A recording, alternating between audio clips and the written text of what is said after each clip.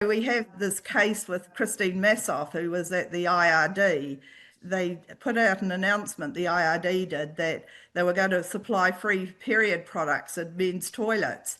And presumably that's because they're thinking there are some women within the IRD who identify as men and want to use the men's toilets.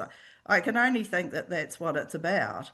And so in the case, when it was being heard, the IRD claimed that they don't have a particular policy, but people can use whichever toilets they want. But that was a lie, because right across the public sector, there is some guidelines for transgender employees. They're supposed to let them use whichever facilities they feel like. And that's all through the health sector as well.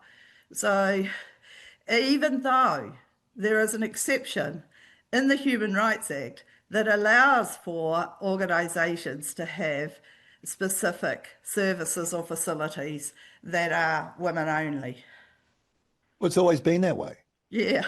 And I used to be in the unions, of course, and would represent people at places like LSG, where there's lots of women who come to work and they have to get completely changed down to their knickers and bras and put on, health protection because they're working with food. And this applies in the health sector as well.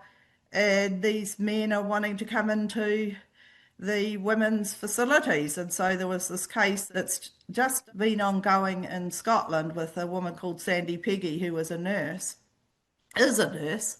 And this doctor kept coming in and wanting to be in the changing room with her and other women. Even though there is a doctor's facility available, he didn't even have to go into the nurse's one. So, she's taking on the NHS. So if she could take on the NHS, we could take on the Human Rights Commission.